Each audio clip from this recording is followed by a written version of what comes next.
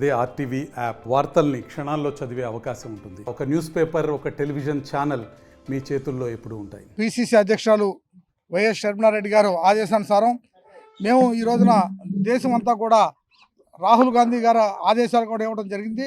మల్లికార్జున ఖర్గే గారు ఏమిటంటే మేము అందరూ అభిమానించే మా నాయకుడు అయినటువంటి డాక్టర్ బిఆర్ అంబేద్కర్ గారు కాన్స్టిట్యూషన్ని అవమానపరిచే విధంగా అమిత్ షా గారు హోమ్ మినిస్టర్ మాట్లాడటం అంటే పార్లమెంట్లో 6 సార్లు మన అంబేద్కర్ గారి గురించి మాట్లాడితేనంట అది అంతకన్నా భగవంతుడి గురించి స్మరించుకుంటే స్వర్గానికి వెళ్తారని చెప్పి అమిత్ షా మాట్లాడుతారంటే వాళ్ళకి అంబేద్కర్ గారి మీద కానీ ఆయన రాసిన రాజ్యాంగం మీద ఏ విధమైన దుగ్ధం ఉందో ఆ రాజ్యాంగాన్ని మార్చటానికి ఇలా ప్రయత్నం చేస్తున్నటువంటి దాన్ని తీవ్రంగా ఖండిస్తూ మరి పార్లమెంట్లో జరిగిన సంఘటనలన్నీ మీరు చూశారు. మరి పార్లమెంట్లో ఈ విషయాల మీద నిలదీస్తే మరి మల్లికార్జున ఖర్గే గారిని తోసేస్తూ వయసును కూడా లెక్క చేయకుండా ఆయన వయసు 80 ఇయర్స్ ఉంటాయి. అలాంటి ఆయన కింద పడిపోతే కూడా మాట్లాడకుండా వెళ్ళినటువంటి దుర్మార్గమైనటువంటి ఈ పార్లమెంట్లో మరి ఇలా అందరం కూడా మరి ఉన్నాం. అలాంటి పరిస్థితుల్లో మేము తప్పనిసరిగా మన ఏదైతే అనుకుంటున్నామో డాక్టర్ బిఆర్ అంబేద్కర్ గారిని అవమానించినటువంటి అమిత్ షా గారి వెంటనే బర్తరఫ్ చేయమని చెప్పి మీ ద్వారా డిమాండ్ చేస్తూ, లేదంటే భవిష్యత్తులో అందరం కూడా కలిసి ఇండియా ఫోరం అందరినీ కూడా కలుపుకొని ఇంకా మేము ఉద్యమం చేపట్టి ఖచ్చితంగా రిజైన్ చేసే వరకు కూడా ఈ కార్యక్రమాలు ఇంకా ఉంటాయి. ఈ రోజున కలెక్టర్ గారికి మేము ఈ రిప్రజెంటేషన్ ఇచ్చి మేము ఇచ్చిన రిప్రజెంటేషన్ని రాష్ట్రపతి మేడం మరి ముర్ము గారికి పంపించమని చెప్పి, ద్రౌపది ముర్ము గారికి పంపించమని చెప్పి మేము వెళ్ళి ఈ రోజున కలెక్టర్ గారికి ఇవ్వడం జరిగింది.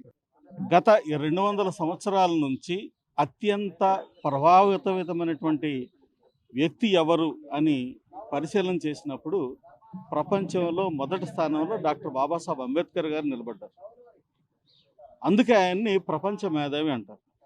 ఆయన మన దేశంలో ఆయన్ని గుర్తించట్లేదు కానీ మరి అనేక దేశాల్లో ఆయన్ని గుర్తించి ఆయన యొక్క స్మృతిగా ఆయనకి గుర్తుగా అనేక రకాలైనటువంటి కార్యక్రమాలు జరుగుతూ ఉన్నాయి. అనేక రకాలైనటువంటి మరి విగ్రహాలు పెట్టి ఆయన్ని పలకాలు పెట్టి ఆయన్ని సన్మానించుకోవడం జరుగుతూ ఉంది. అంత గొప్ప మేధావిని, అంత గొప్ప వ్యక్తిని, మరి ఎంతో భవిష్యత్తుని ఆయన వదిలిపెట్టుకుని మన దేశంలో ఉన్నటువంటి దళితుల కోసం, అణగారిన ప్రజల కోసం, పేద ప్రజల కోసం ఆయన తన జీవితాన్ని వదిలిపెట్టుకుని వచ్చి ఇక్కడ మరి ఎంతో సేవ చేస్తే మరి రాజ్యాంగాన్ని రచించడానికి దాదాపుగా 2 సంవత్సరాలు ఆయన కష్టపడి రాజ్యాంగాన్ని రచిస్తే మరి భారతదేశంలో అనేక మంది ప్రజలు అంటే కొన్ని లక్షల కోట్ల మంది ప్రజలు ఆయన్ని ఆరాధిస్తూ ఉంటే అలాంటి ఉన్నతమైనటువంటి వ్యక్తి గురించి మరి నీచంగా, వ్యంగ్యంగా మాట్లాడటం అనేది అది సరికాదు. ఈ విషయంలో మేము మన కేంద్ర మంత్రి గారిని తీవ్రంగా ఖండిస్తూ ఉన్నాం.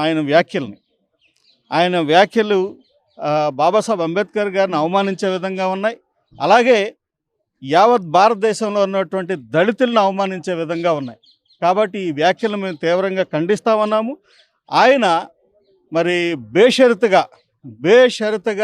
అంబేద్కర్ గారికి, అలాగే దేశంలో ఉన్నటువంటి దళితులకి, రాజ్యాంగాన్ని గౌరవించే వ్యక్తులకి, ప్రజాస్వామ్యవాదులకి అందరికీ కూడా ఆయన క్షమాపణ చెప్పాల్సినటువంటి అవసరం ఉంది.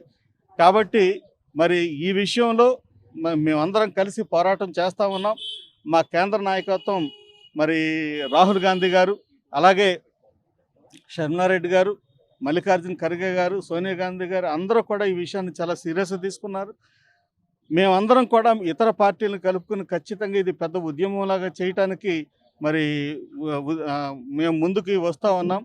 కాబట్టి ఇవన్నీ కూడా ఆయన గమనించుకొని, ఆయన చేసినటువంటి తప్పిదాన్ని తెలుసుకొని డాక్టర్ బాబాసాహెబ్ అంబేద్కర్ గారికి, అలాగే దేశంలో ఉన్నటువంటి ప్రజాస్వామ్యవాదులు, దళితులు ఎవరైనా సరే డాక్టర్ బాబాసాహెబ్ అంబేద్కర్ గారిని గౌరవించే వ్యక్తులు, అలాగే రాజ్యాంగాన్ని గౌరవించే వ్యక్తులు వారందరికీ కూడా ఆయన బేషరతుగా క్షమాపణ కోరాలని చెప్పేసి డిమాండ్. ఈరోజు కాంగ్రెస్ పార్టీ తరఫున కాంగ్రెస్ పార్టీ అధిష్టానం ఆదేశాల మేరకు భారత రాజ్యాంగాన్ని అవమానించేటటువంటి మాటలు మాట్లాడినటువంటి,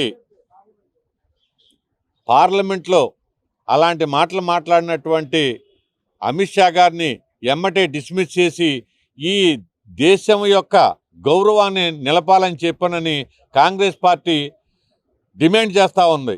ఎందుకంటే ప్రపంచంలోనే అత్యుత్తమైనటువంటి ప్రజాస్వామ్యం కలిగినటువంటి భారతదేశ రాజ్యాంగ నిర్మాత అయినటువంటి మన అంబేద్కర్ గారిని అవమానంగా హేళనగా మాట్లాడటం అనేది ఈ దేశ ప్రజలందరూ కూడా ఎంతో నొచ్చుకునేటటువంటి భావం కలిగింది కనుక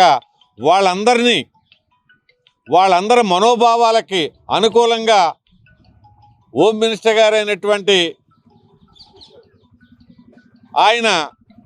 ఆయనంతరికి ఆయనే రాజీనామా చేసి పక్కకి వెళ్ళిపోవటం ఉత్తమం అని చెప్పానని కాంగ్రెస్ పార్టీ భావిస్తూ ఉంది.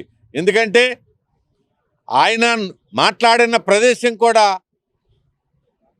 అంబేద్కర్ గారు నిర్మించినటువంటి నిర్మాణంలో భాగంగానే పార్లమెంట్లో మాట్లాడారు ఆయన. అలాంటి మాటలు ఇంకెప్పుడు వరకు మన భారతదేశానికి స్వాతంత్రం వచ్చిన దగ్గర నుంచి ఇప్పుడు వరకు కూడా అంబేద్కర్ గారిని అందరూ కూడా దేవుడిగా భావించి అందరూ పూజలు చేస్తున్నటువంటి పరిస్థితిలో దేశ ప్రజలందరినీ కూడా అవమానకరంగా మాట్లాడతాం, హేళనగా మాట్లాడతాం ఆయన స్థాయికి ఆయనకి తగదు గనక ఎమ్మటే ఆయనంతరికి ఆయన్ని రాజీనామా చేసి తప్పుకోవాలని చెప్పానని, ఈ రాజ్యాంగాన్ని గౌరవించాలని చెప్పానని కాంగ్రెస్ పార్టీ డిమాండ్ చేస్తుంది కనుక అందులో భాగంగానే ఈ రోజున మా ఏలూరు జిల్లా కలెక్టర్ గారికి మెమోరాండం ఇచ్చి ఆయన్ని ఎమ్మటే బర్తరఫ్ చేసేటట్టుగా రాష్ట్రపతి గారికి పంపించవలసిందిగా కోరుతూ మేమంతా కూడా ఈ రోజున అప్లికేషన్ ఇవ్వడం జరిగిందని చెప్పానని తెలియపరుస్తా ఉన్నాం. మరిన్ని వీడియోస్ కోసం ఛానల్ ని సబ్స్క్రైబ్ చేయండి. లేటెస్ట్ అప్డేట్స్ కోసం వాట్సాప్ ఛానల్ ని ఫాలో అవ్వండి. ఆ లింక్ డిస్క్రిప్షన్ లో ఉంది.